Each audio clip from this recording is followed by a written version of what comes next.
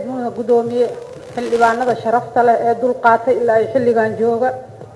saxaafadda howlwadeenada dhammaan waxaa idinku salaamayaa salaanta islaamka assalaamu calaykum waraxmatullaahi wabarakaatu.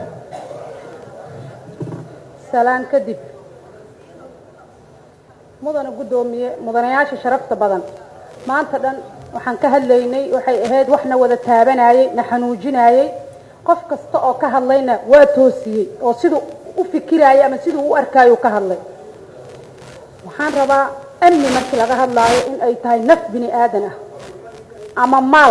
maal uu qof ku soo daalay ama nafti bini aadamka ahaaba in meesha lagu weynaayo. marka waxa aan rabna waxay tahay dhinac kasta haddii laga fiiriyo war naftaas ha la badbaadiyo si allaale sidii lagu badbaadin karana ha lagu badbaadiyo. waxaan rabnaa annaga waxaan nahay mas-uuliyiintii dalka horta mas-uuliyad amnigu waxaa la yidhi waa mas-uuliyad wadareed dadka qaarkiis sida ay qabaan mas-uuliyad wadareed waxay u tahay dadka mas-uuliyiinta ah ma ahane shacabka ma u aha. shacabka qaybtoodii way qaateen xaqiiqatan waayo waxaan ognahay ciidanka maalin kasta le-anaya ama maalin kasta markii qaraxyadu dhacaan soo boodaya waxaa la yidhi markii la tilmaamayo waa ciidan qabiil ciidan dawlad ma noqon karaan. miinis waxay la mid tahay ciidankaas hadday qabiil yihiin shacabkii magaalada muqdisho deganaa wiilashoodii waaye wiilashoodiiyay bixiyeen shacabka naftoodiiyay hureen waxay kaloo bixiyeen canshuuray bixiyeen. hooyadii guriga deganayd gurigeediia canshuur laga qaaday oo laga yaabay inaysan dab ka shidanin laga yaabay ilmaheeda inay iskuulka ka baxsan weyse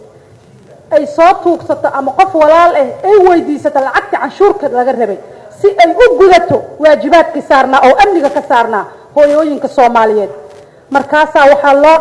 waxaa loogu bedelay dhibaatadaas dhacayso in la yiraahdo adigayba mas-uuliyaddii ku saaran tahay. mas-uuliyadeedii way gudatay hooyada mas-uuliyaddu dhankeenay soo jirtaahe annagu aan isweydiino hooyadaas Soomaaliyeed wiilkeedii subaxii markuu ka baxo waa sidii saakay ku dhacday iyo si la mid ahaa ku dhacayso waxaa ku dhacayso hooyadii isbitaalka ay aadi lahayd inay jid u mari weyso. bilaahi calaykum ilaahay aan ka cabsano shacabkan maalin kasta aan isku tuurtuurayno sidii dhaga hadalkii inaan meeshaan u istaagno oon ku loolamayno oo aan dhahayno mucaaradka iyo waxba idiin sheegin mucaaradka idinla hadlaaye wallaahi oo bilaahi oo tallaahi inaysan naga saarayn maalinta yowmul qiyaamo. waana la weydiinayaa lacagtaas aan hooyadaas ka qaadnay mas-uuliyiinta qaarkood ilmahooda oo Yurub iyo Aasiya iyo Ameerika iyo Australia ku nool ay u dirsadaan ma lacagtaasaa xalaal ah ma lacagtaasaa xalaal noqonayso. waana la weydiin maalinta yowmul qiyaamo waxa la isweydiiyo waxaa waaye maalka meesha uu ka yimid iyo meesha lagu bixinaayo wuxuu ka yimid hooyadaas ooynaysa oo dhibaataysan uu ka yimid. ma jiro maanta inteenna baarlamaan ku jirto ama dawlad ku jirto madaxweynahaba ha u weynaadee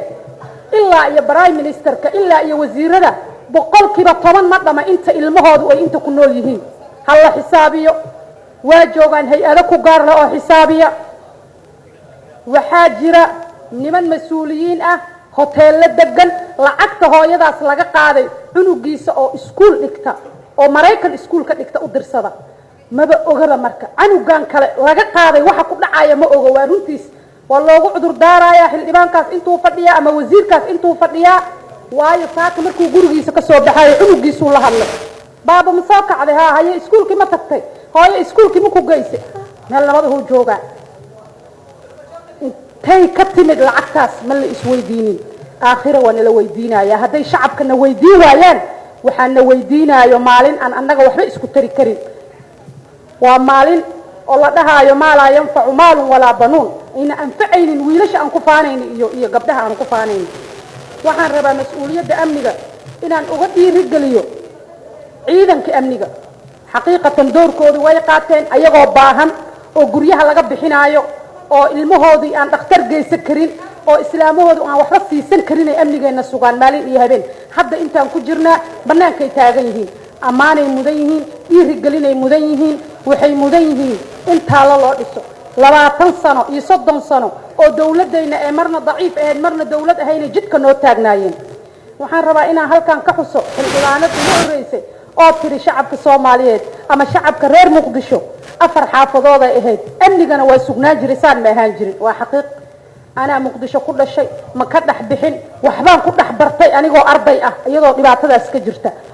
وحي لما عنطها مركة دولتي مركة تميد أمني اللوايا لي ما هي أتمد وصح شعب كشري دولة مجرين أدين كان مسؤول استأهالي ما أنت عندهنا شعب وحرق ما هي مسؤول استأهال لعتي اللي أدين كإسكو إلالية حافظها عيدا كسميست عندهنا هذا يسنساس أهين حل إبانة قاركود والقرين إني مقالة مقدشو حافظ أهين أمني قودنا أي سقنا دكي مقدشو إلى جوغينا وإلى قرايانه دولة داد مسؤولية داس قادة دولة مسؤولية ديلها قدته دولة مركان لا ياي واحد لبان ووزير ومدحويني وانا وضع سارنته waxaan rabaa inaan ka hadla arinta oo amniga oo la leeyahay meediyaha ma laga hadli karo iyo ama wasiirada saaxiibadeen ah wasiirka amniga iyo wasiirka gaashaandhigga labadaba waa laba wasiir oo laba xildhibaan ah waa saaxiibadeen ma xuma ma qaldana dadka kama xuma laakiin si mas'uuliyaday qaadeen haqirtaan mas'uuliyadaas aniga hal jeer la dhaariyay asagana laba jeer la dhaariyay maxaa loo dhaariyay labada jeer maxaa dhaartii hore loogu day waayay waxay ku tusaysaa inuu mas'uuliyad labaad qaaday mas'uuliyad annaga naga dheer inuu qaaday ku tusay mas'uuliyadaas naga dheer uu qaaday waxaan rabnaa asagoo naga xumaanin annagoo asaga ku xumaynayni inuu saaxiib fiican keensado shaqaale fiican keensado la taliyo fiican keensado oo khibrad iyo ehel u ah waatu ilaahay yiri fasalu ahla dhikri in kuntum la ta'lamun waxaan inaadan aqoonin ceeb ma aha aniga arday jaamacad ka soo baxa ahay business administration abartay saaka wasiirka gaashaandhigga hadii la iga dhigo ma aqaani laakiin ma qaban kari madahay waa siyaasad waxaan keensanayaa rag khubaro ah oo cilmiga iyo aqoonta ay leeyihiin ehel u ah arintan garbahaygan soo fariisinaa waxaan leeyahay wax kasta oo ku saabsan ii soo qora ii keena waxaas haday saxan yihiin markaasaan ku dhaqaayaa waxa xun marka wasiirka saaxiibka ah oo ducaale iyo xasan ma ahane qaabkay u shaqaynayaana qaldan ee istiraatiijiyad saxan iyo saaxiibo fiican iyo yani la taliyayaal fiican ha samaystaan waxaan ognahay wasaaradaha shaqaalaha ku filan in ay tahay $700 shaqaalaha wasaaradda oo ay dawladda ansixisay waxaa jira la taliyayaal ay dawlado kale islaameed lacag ku bixiyaan dawlad islaameed waxay ku dhahdeen war la taliyo fiican samayso san lacag ku siiyo khibradiisa iyo aqoontiisa hadduu wadan kala jiro ka keenso 10,000 siina 7,000 siina 5,000 siina ina adeerkaaho guriga jooga soo wadatay oo adiga kula mid ah adiga yani ehel ugu ahayn oo asna ehel ugu ahayn lacagti 7,000 oo lagu bixin lahaa ninkii khabiirka lagu bixin lahaa asi ku bixisay maxaa faa'iido waa dugdug meeshaada joog taasaa keentay xanuunkana wada taabtay taasaa keentay inaan isku wada ciidinno mideeda kale waxaa inta laga wada qiray inay dhibaato jirto dhibaatada jirto waa sax dadku isku mid ilaahay kama dhigin dadna waa ku dhiiran karaan waa sheegi karaan waxaana qaldanay dhihi karaan dadka qaarkiisna way ibsanayaan oo waxa meesha ka soo baxayo xadiiska rasuulka oo ahaa man ra'a minkum munkaran falyughayyir biyadihi fa in lam yastati' fa bilisanihi fa in lam yastati' fa biqalbihi wadhalika adhafu al-iman warabna qalbiga yani ha idin ka dhigto laakiin mararka qaarkood in meesha la soo istaaga shacabka yaa la sii dhaawicin daawac moral yaa loo sii geysanin annaga idin hadlayna hadaydan hadli karin annaga idin hadlayna hadaad waxyaabo kale oo isdiidan aad ilaalinaysaan hadaad wax xeerinaysaan annaga idin hadlayno laakiin billahi alaykum shacabkaas dhibaataysan hooyadaas jidka ku dhalayso wax ma qaldayiin ma qaldana yuusan shaki naga gelin laakiin sidee u saxayna aan iska wareysano aan isugu nimaano aan xildhibaan gaafo waa daayiri gacmo gel jir hoosa loo dhaqaahe mas'uuliyadan waan qaadnay aan